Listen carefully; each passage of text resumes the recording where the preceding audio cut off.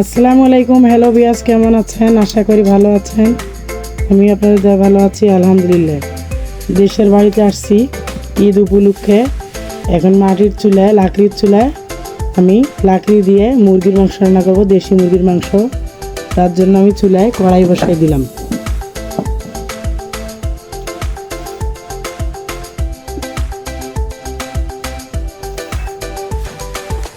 কড়াইটা গরম হয়ে গেলে আমি মশলা দিয়ে দিব, তেল দিয়ে দেব, পেঁয়াজ দিয়ে দিব। এখন দিয়ে দিচ্ছি পরিমাণ মতো তেল।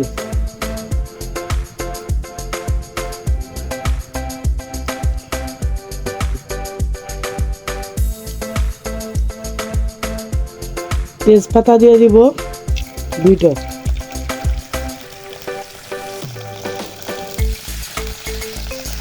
এখন দিয়ে দিচ্ছি পেঁয়াজ কুচি।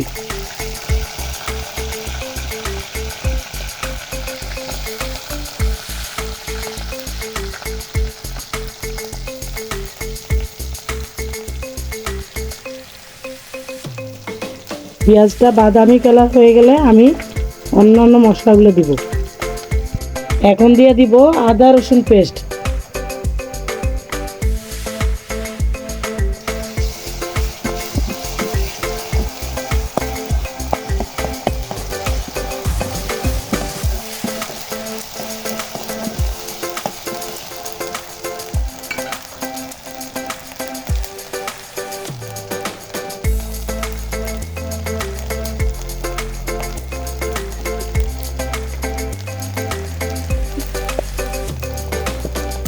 আদা রসুনটা একটু 2 মিনিট ভেজে নেওয়ার পরে আমি দিয়ে দিব হলুদ গুঁড়ো, মরিচ গুঁড়ো এবং গরম মশলা। দিয়ে দিলাম 2 চামচ লবণ। এখন দিয়ে দিচ্ছি হলুদ গুঁড়ো,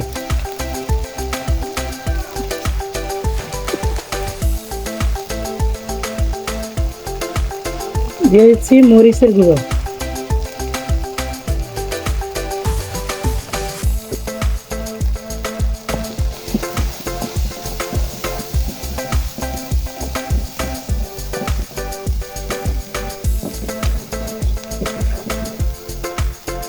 পানি দিয়ে দিব সামান্য পরিমাণ, যাতে মশলাটা পুড়ে না যায় আর এই ভালোভাবে কষিয়ে নিতে পারি।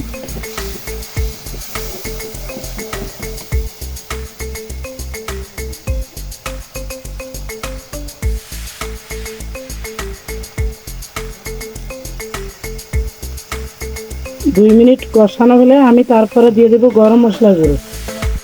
এখন দিয়ে দিব গরম মশলা গুঁড়ো। এটা আমি আমার পরিমাণ মতো দিতে পারবো, আপনারা আপনাদের পরিমাণ মতো দিতে পারবেন।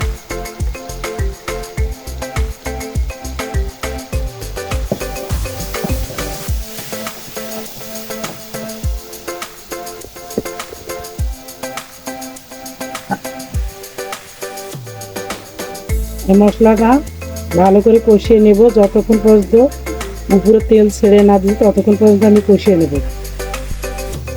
এখন দিয়ে দিব মুরগির মাংস।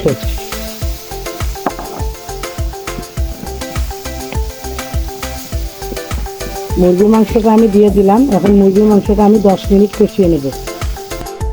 মুরগির মাংসটা আমি কষিয়ে নিলাম, তারপরে দিয়ে দিচ্ছি আলু।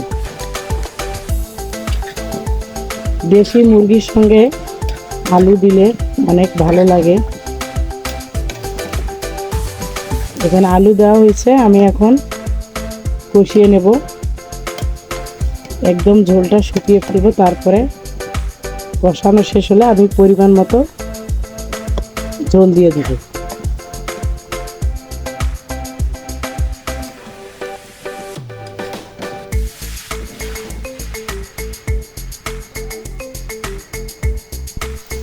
কষিয়ে নেওয়া আমার হয়ে গেছে, এখন আমি পরিমাণ মতো ঝোল দিয়ে দিব।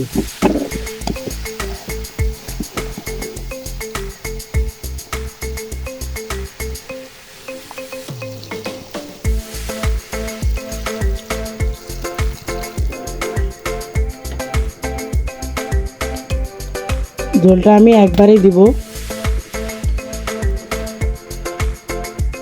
লাকড়ি দিয়ে রান্না করতেছি, তাই অনেক তাপ তাড়াতাড়ি ঝোলটা টেনে নিবে।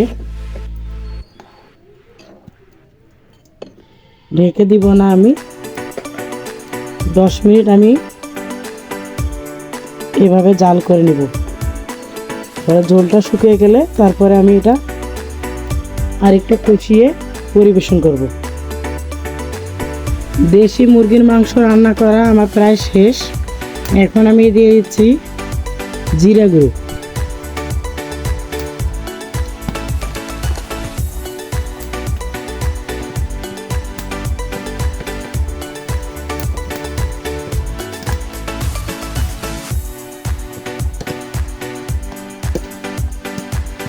ঝোলটা আরেকটু শুকাবে, তারপরে আমি আরও 2-3 মিনিট জাল করে নিব, তারপর আমি পরিবেশন করব।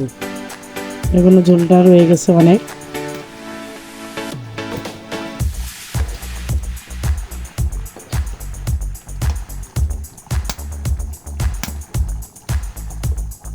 আর 2-3 মিনিট জাল করে নেওয়ার পরে আমি পরিবেশন করব।